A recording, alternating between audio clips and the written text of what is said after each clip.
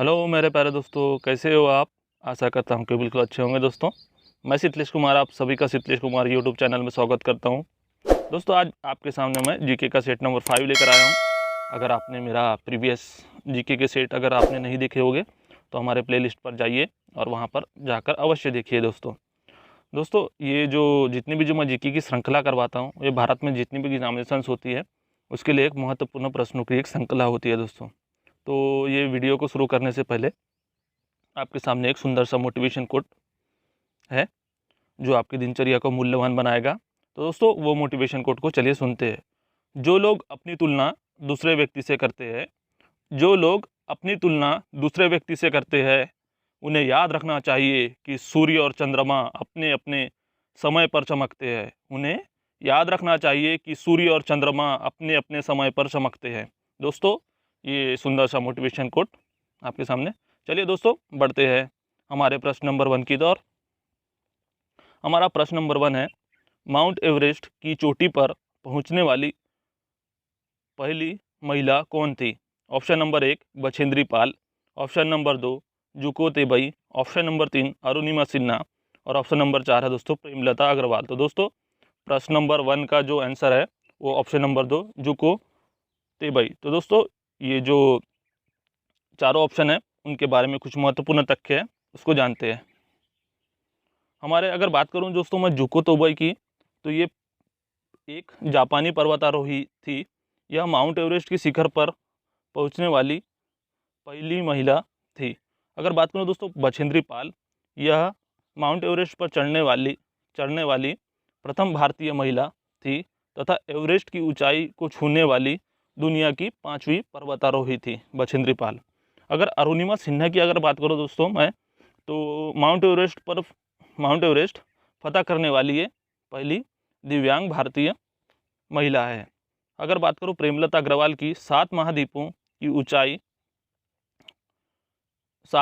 की सबसे ऊंची चोटी को छूने वाली प्रथम भारतीय महिला का इन्हें गौरव हासिल है। तो दोस्तों बढ़ते हैं हमारे नेक्स्ट क्वेश्चन की ओर।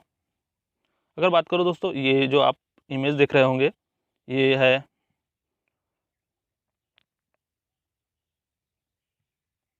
है बछेंद्री पाल, ये है प्रेमलता अग्रवाल। ये दोस्तों ये जो आप इमेज दिख रहे हैं ये है अरुणिमा सिन्हा जी।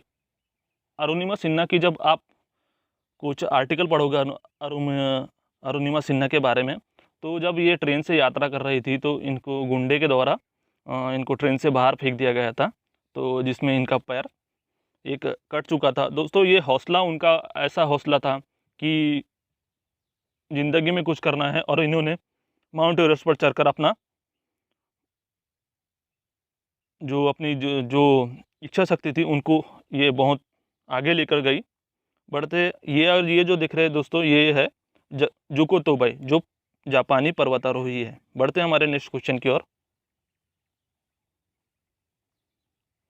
हमारा नेक्स्ट क्वेश्चन है, दम्बुला का स्वर्ण मंदिर कहाँ स्थित है। Option number 1 Australia, option number 2 Pakistan, option number 3 Bharat और ऑप्शन नंबर 4 है दोस्तों श्रीलंका। तो दोस्तों प्रश्न नंबर 2 का जो आंसर है ऑप्शन नंबर 4 श्रीलंका। तो दाम्बुला का जो स्वर्ण मंदिर है उसके बारे में कुछ बातें हैं उसको जानते हैं। जो दोस्तों जो दाम्बुला का जो स्वर्ण मंदिर है,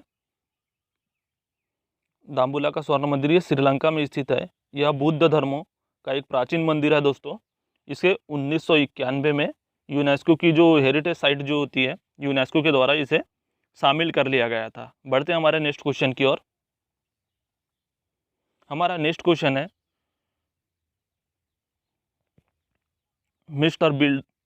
मिस्टर यूनिवर्स खिताब जीतने वाले पहले भारतीय बॉडी बिल्डर कौन थे। Option number 1 Mohan Aich, option number 2 Premchand Dengra, option number 3 Sangram चगुले और ऑप्शन नंबर 4 है दोस्तों मनोतोष राय। तो दोस्तों प्रश्न नंबर तो 3 का जो आंसर है वो ऑप्शन नंबर 4 मनोतोष राय। तो मनोतोष राय के बारे में कुछ बातें उसको जानते हैं। ये दोस्तों आप ये इमेज दिख रहे होंगे, ये मनोतोष राय की इमेज है। ये पहले बॉडी बिल्डर थे। मनोतोष राय जो है दोस्तों एक भारतीय बॉडी बिल्डर थे। इन्हें सन 1951 में ग्रुप यूनिवर्स ग्रुप में मास्टर यूनिवर्स खिताब जीतने वाले ये पहले भारतीय और एशियाई बॉडी बिल्डर थे। दोस्तों आपने जान लिया होगा प्रश्न नंबर 3। बढ़ते हैं हमारे प्रश्न नंबर 4 की ओर। जो हमारा प्रश्न नंबर 4 है, अग्नि 2 क्या है? ऑप्शन नंबर 1 एक उपग्रह प्रक्षेपण यान। ऑप्शन नंबर 2 एक उपग्रह।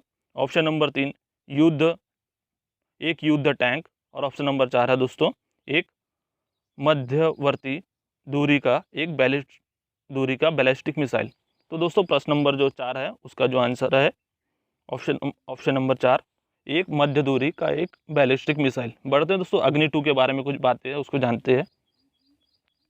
ये आप इमेज देख रहे होंगे अग्नि 2 के बारे में।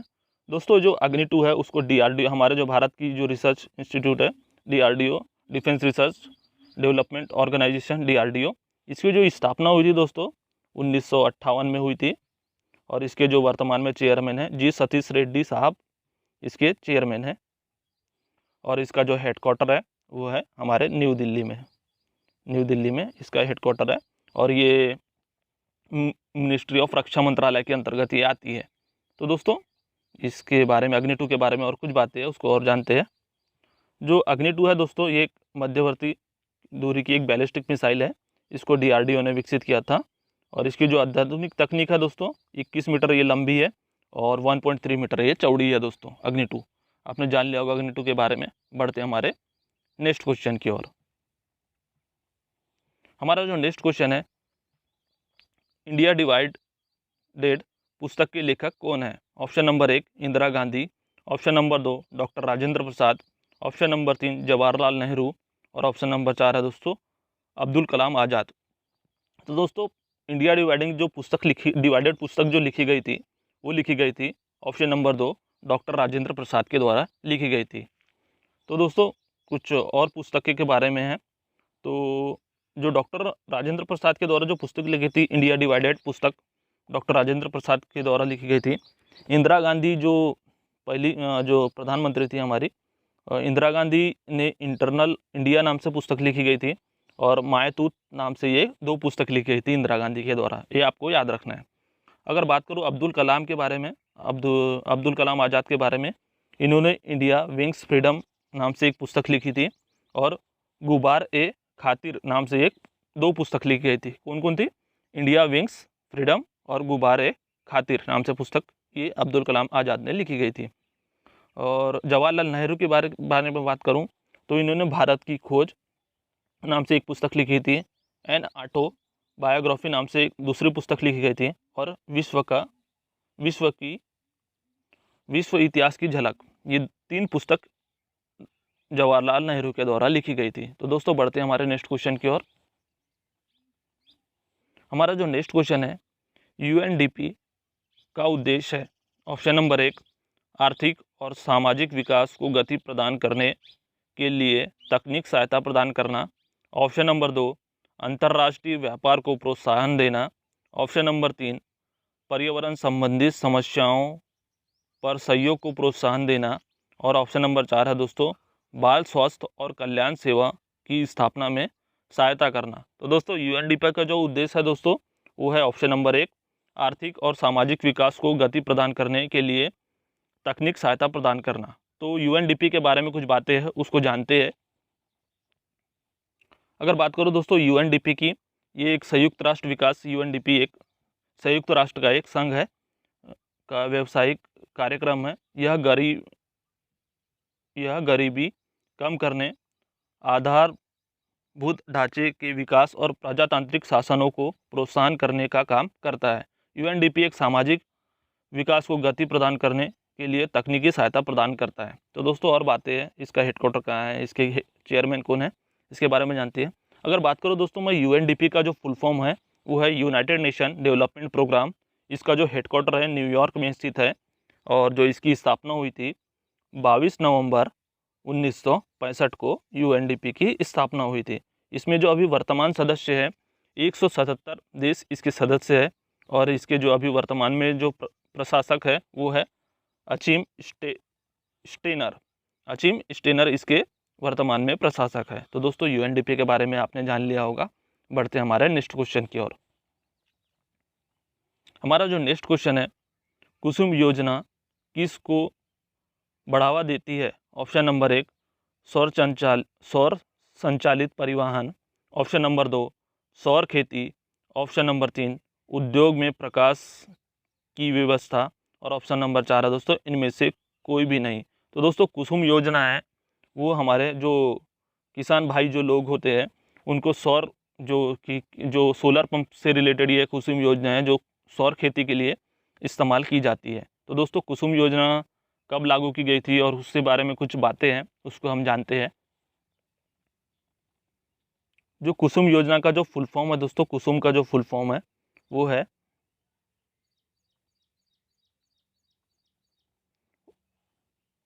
वो है किसान ऊर्जा सुरक्षा उन्नत महाअभियान। ये है कुसुम का फुल फॉर्म। दोस्तों आपको एग्जाम में पूछा जाता है कि कुसुम का फुल फॉर्म क्या है, तो आपको याद रखना है किसान ऊर्जा सुरक्षा उत्तन महाअभियान। ये आपको याद रखना है कुसुम योजना के बारे में।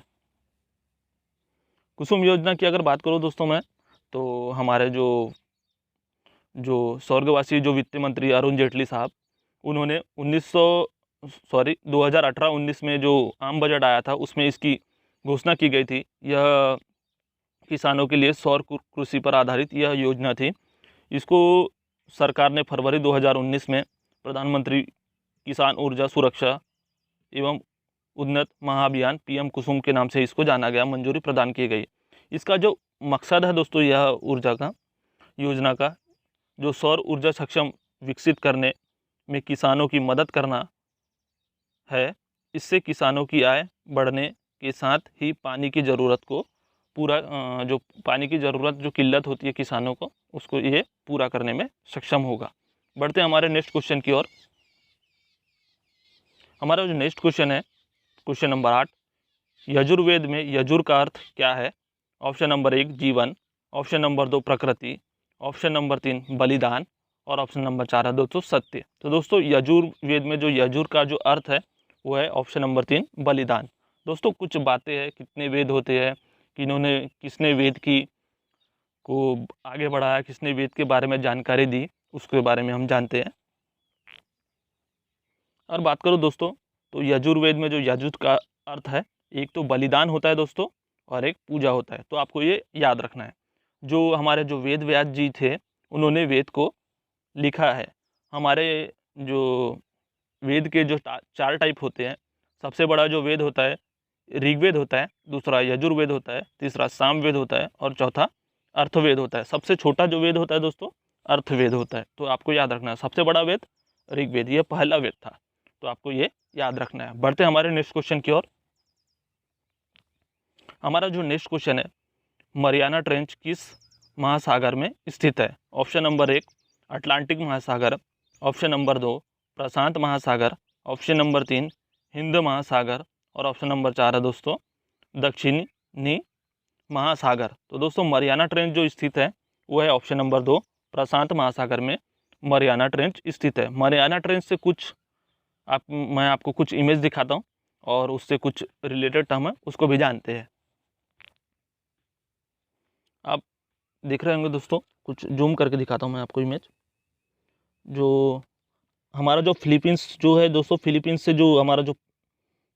से सीधा जो डायरेक्ट जो हमारा जो पापुआ न्यू गिनिया है, ताइवान है, चाइना है, जापान है, यहाँ से ये मरियाना ट्रेंच यहाँ स्थित है। इंडोनेशिया भी यहाँ पर स्थित है। आपको सैटेलाइट इमेज से कुछ दिखाने की कोशिश करता हूँ। जो हमारा जो इंडोनेशिया है दोस्तों, यहाँ से भी दिखता है ये मरियाना ट्रेंच, और पापुआ न्यू गिनिया के जस्ट सामने ये मरियाना ट्रेंच स्थित है, और फिलीपींस के भी सामने स्थित है। तो जानते हैं कुछ इससे रिलेटेड टर्म। जो मरियाना ट्रेंच है दोस्तों, यह प्रशांत महासागर में स्थित है। यह विश्व का सबसे गहरा गर्त है।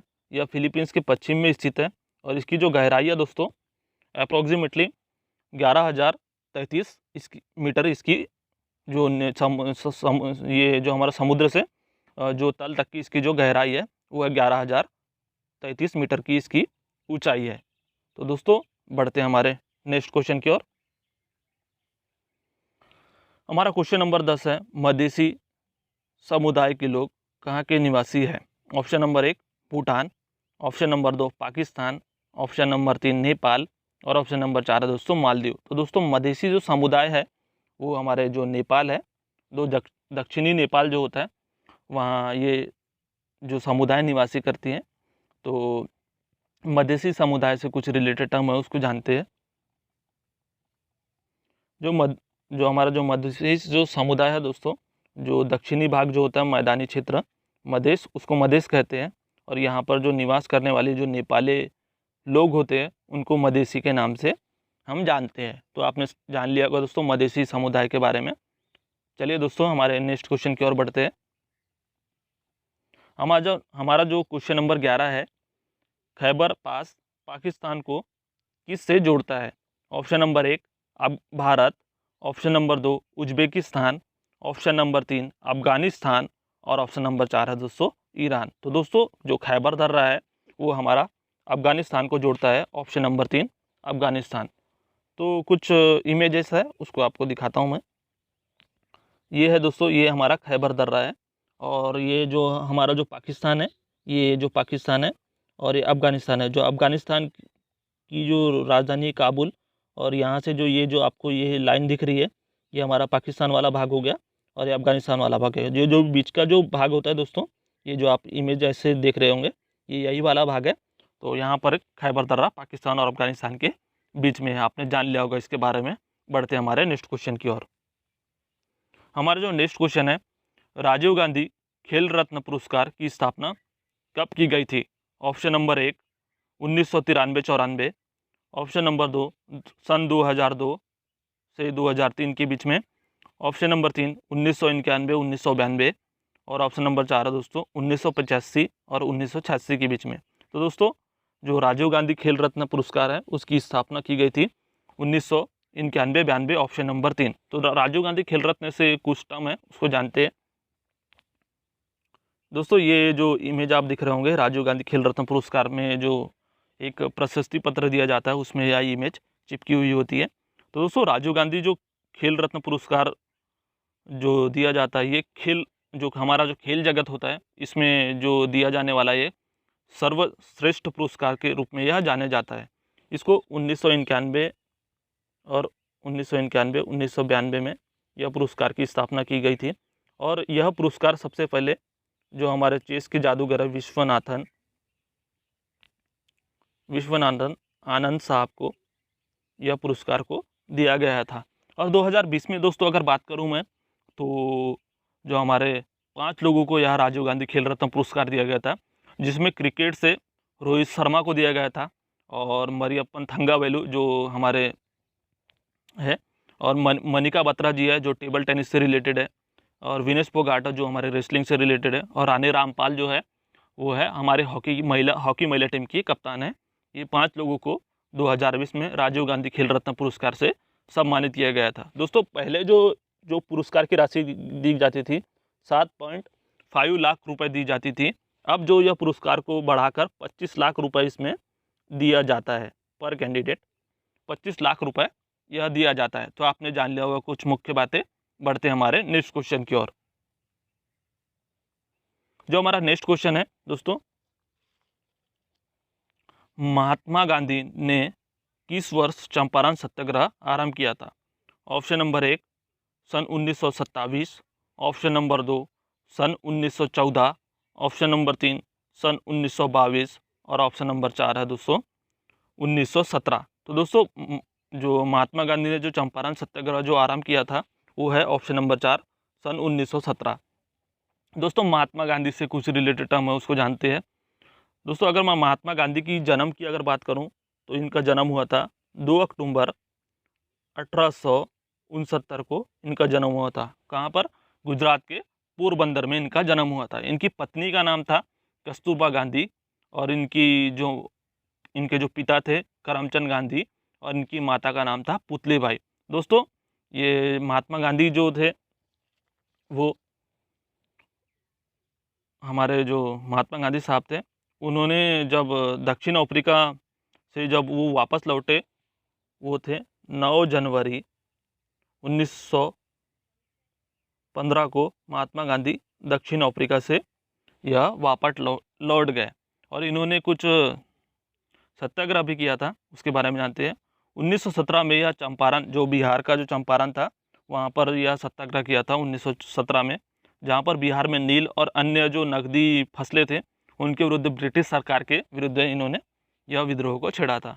और अगर बात करूँ खेड़ा विद्रोह, जो खेड़ा आंदोलन हुआ था 1918 में, इनमें भी गांधी जी का महत्वपूर्ण योगदान था, जो गुजरात में हुआ था। खिलपत आंदोलन था 1919 का, उसमें भी गांधी जी ने का बहुत बड़ा योगदान था। अगर बात करूँ असहयोग आंदोलन सन 1920 में, यहाँ पर भी गांधी जी ने बहुत अपना रोल निभाया था। और अगर बात करूँ जो भारत छोड़ो अभियान, जो भारत छोड़ो आंदोलन हुआ था 1942 में, यहाँ पर भी गांधी जी का बहुत बड़ा योगदान था। अगर बात करूँ दोस्तों मैं असहयोग आंदोलन 1920 की, तो वहाँ उसी समय जलियांवाला बाग हत्याकांड हुआ था 13 अप्रैल 1919 को पंजाब में, जिस समय रविन्द्रनाथ टैगोर और महात्मा गांधी साहब ने, जो महात्मा गांधी जी को केसर इल हिंद की उपाधि मिली थी, उसको महात्मा गांधी ने वापस लौटा दिया था। और जो रविन्द्रनाथ टैगोर साहब थे, उनको नाइटहुड की उपाधि मिली थी, उसको भी जो हमारे रविन्द्रनाथ टैगोर साहब ने उसको भी लौटा दिया था। और रविन्द्रनाथ टैगोर ने एकला चलो रे का नारा यहाँ पर दिया था। तो बढ़ते दोस्तों हमारे नेक्स्ट क्वेश्चन की ओर। हमारा जो नेक्स्ट क्वेश्चन है, टैगोर संस्कृति एवं सभ्यता केंद्र भारत के किस राज्य में स्थित है? Option number 1 Andhra Pradesh, option number 2 पश्चिम बंगाल, ऑप्शन नंबर 3 असम, और ऑप्शन नंबर 4 है दोस्तों हिमाचल प्रदेश। तो दोस्तों हमारा जो क्वेश्चन नंबर 14 है, उसका जो आंसर है ऑप्शन नंबर 4 हिमाचल प्रदेश। बढ़ते हमारे नेक्स्ट क्वेश्चन की ओर। हमारा जो नेक्स्ट क्वेश्चन है, भारत में मौद्रिक नीति कौन बनाता है? ऑप्शन नंबर 1 भारतीय वित्त आयोग, option number 2 NITI Aayog, option number 3 भारतीय रिजर्व बैंक, और ऑप्शन नंबर 4 है दोस्तों इनमें से कोई भी नहीं। तो दोस्तों हमारा जो मौद्रिक नीति जो बनाने का जो काम करता है, वो हमारा जो RBI है, रिजर्व बैंक ऑफ इंडिया, इसके द्वारा ये मौद्रिक नीति बनाई जाती है। मौद्रिक नीति भी 2 टाइप की होती है। इसमें एक जो इनके जो उद्देश्य होते हैं, एक है वित्तीय मूल्य स्थिरता, और एक है विनिमय दर में स्थगित, रोजगार सृजन और विकास। ये 3 इसके उद्देश्य हैं। अगर बात करो दोस्तों इसके जो उपकरण हैं, CRR, SLR, रेपो रेट और रिवर्स रेपो रेट। अगर बात करो दोस्तों CRR की, तो कैश रिजर्व रेशो, ये होता है नकदी आरक्षित अनुपात। अगर बात करूँ SLR की, स्टैट्यूटरी लिक्विडिटी रेशो, और रेपो रेट और रिवर्स रेपो रेट, जो बैंक को लोन देना, ये जो टर्म होती है, ये बैंक से रिलेटेड टर्म होती है। अगर बात करूँ दोस्तों SLR की, तो इसको वैधानिक तरलता अनुपात के रूप में जाना जाता है। बढ़ते हैं हमारे नेक्स्ट क्वेश्चन की ओर। हमारा जो नेक्स्ट क्वेश्चन है, प्रसिद्ध चीनी यात्री हेसन सांगा ने किस सम्राट के शासनकाल के दौरान भारत की यात्रा की थी? Option number 1 Ashok, option number 2 Harshvardhan, option number 3 Samudragupta, और ऑप्शन नंबर 4 है दोस्तों चंद्रगुप्त प्रथम। तो दोस्तों जो चीनी यात्री थे हेसन सांगा, उन्होंने जो हमारे हर्षवर्धन, जो ऑप्शन नंबर 2 हर्षवर्धन के शासनकाल में इन्होंने भारत में ये आए थे। बढ़ते हमारे नेक्स्ट क्वेश्चन की ओर। हमारा जो नेक्स्ट क्वेश्चन है, मिजोरम के पारंपरिक बांस नृत्य, जिसको बम्बू डांस के नाम से जाना जाता है, यह को क्या कहा जाता है? ऑप्शन नंबर 1 थंगथा, ऑप्शन नंबर 2 चेरौ नृत्य, ऑप्शन नंबर 3 याक चमा, और ऑप्शन नंबर 4 है दोस्तों मंचा। तो दोस्तों जो मिजोरम जो बम्बू डांस होता है, उसको जो और एक नृत्य नाम से जानते हैं, जिसको चेरौ नृत्य भी कहा जाता है। अगर बात करो दोस्तों मिजोरम की, तो मिजोरम की जो राजधानी है वो है आइजॉल, जो आपको याद रखना है, मिजोरम की राजधानी आइजॉल। और जो इसकी जो मिजोरम को जो पूर्ण राज्य का जो दर्जा मिला था, वो था 20 फरवरी 1987 को, यह मिजोरम को पूर्ण राज्य का दर्जा मिला था। और अगर बात करो इसके जो अभी जो वर्तमान में जो चीफ मिनिस्टर है, वो है जोरामथांगा, और इसके जो वर्तमान में जो राज्यपाल है, वो है श्रीधरन पिल्लाई साहब।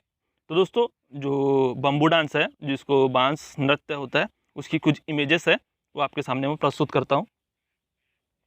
ये आप देख रहे होंगे दोस्तों, ये जो बांस है, ये बांस को इधर साइड्स में 2 लोग बैठे हुए होते हैं, और इस साइड पर 2 लोग बैठे हुए थे, और बीच में जो बांस के जो बीच बीच में जो गैप होता है वहाँ पर ये डांस करते रहते हैं, इधर साइड रोटेट बाय रोटेट होते रहते हैं। तो आपने जान लिया होगा इसके बारे में, बम्बू डांस के बारे में, जिसको बांस नृत्य कहा जाता है। बढ़ते हमारे नेक्स्ट क्वेश्चन की ओर। हमारा जो नेक्स्ट क्वेश्चन है, 17वीं लोकसभा में कुल कितनी महिला उम्मीदवार चुनी गई थी? Option number 1 76, option number 2 78, option number 3 72 और ऑप्शन नंबर 4 है दोस्तों 70। तो दोस्तों 17वीं जो लोकसभा जो में महिला जो उम्मीदवार को चुना गया था वो है ऑप्शन नंबर 2 78 महिला उम्मीदवार को यहाँ चुना गया था। तो दोस्तों जो अभी जो वर्तमान में जो हमारी जो लोकसभा चल रही है वो है 17वीं लोकसभा अभी वर्तमान में हमारी चल रही है, जिसके जो स्पीकर है वो है हमारे जो ओम बिरला साहब इसके स्पीकर है। बढ़ते हमारे नेक्स्ट क्वेश्चन की ओर। हमारा जो नेक्स्ट क्वेश्चन है, ऑपरेशन फ्लड निम्नलिखित में से किससे संबंधित है? ऑप्शन नंबर 1 भारत का कृषि उद्योग, ऑप्शन नंबर 2 भारत का मुर्गी पालन आयोग, ऑप्शन नंबर 3 भारत का खनन आयोग और ऑप्शन नंबर 4 है दोस्तों भारत का दूध आयोग। तो दोस्तों ऑपरेशन जो फ्लड है वो है ऑप्शन नंबर 4 भारत का दूध आयोग से यह संबंधित है, ऑपरेशन फ्लड। तो दोस्तों ऑपरेशन फ्लड के बारे में कुछ बातें हैं, या आप देख रहे होंगे ऑपरेशन फ्लड की कुछ इमेजेस है। ऑपरेशन फ्लड जो शुरू किया गया था वो 1970 में यह ऑपरेशन फ्लड को शुरू किया गया था। दोस्तों वेरियस एग्जामिनेशंस में यह छोटे छोटे क्वेश्चंस आपको देखने को मिलते हैं जो आपको ये याद रखना है। ये ऑपरेशन जो फ्लड था दोस्तों, ये जो हमारे डेयरी आयोग से यह जुड़े हुए थे, जो किसानों को उनके विकास को स्वयं दिशा देने की सहायता दी है, उसके द्वारा सर्जित संसाधनों का निर्माण उनके हाथों में यह दिया गया है। तो दोस्तों आपको याद रखना है ऑपरेशन फ्लड कार्यक्रम सन 1970 में यह शुरू किया गया था, जो भारत में डेयरी उद्योग जो होता है उसको बढ़ावा देने के लिए यह कार्यक्रम को शुरू किया गया था। तो बढ़ते हमारे नेक्स्ट क्वेश्चन की ओर। हमारा जो नेक्स्ट क्वेश्चन है, भारत और पाकिस्तान के स्वतंत्र राज्यों के निर्माण की देखरेख करने वाला अंतिम भारतीय वायसराय कौन था?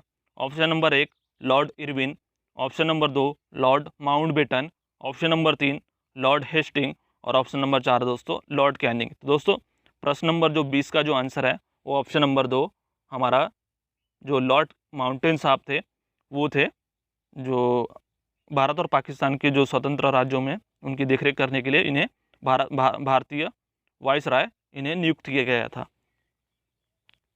ये जो इमेजेस है दोस्तों ये लॉर्ड माउंटबेटन साहब की इमेजेस है, और इनमें सन 1947 में जो 20 फरवरी सन 1947 को जो लॉर्ड लुइस माउंटबेटन को यह ब्रिटिश सरकार का आखिरी वायसराय इन्हें नियुक्त किया गया था।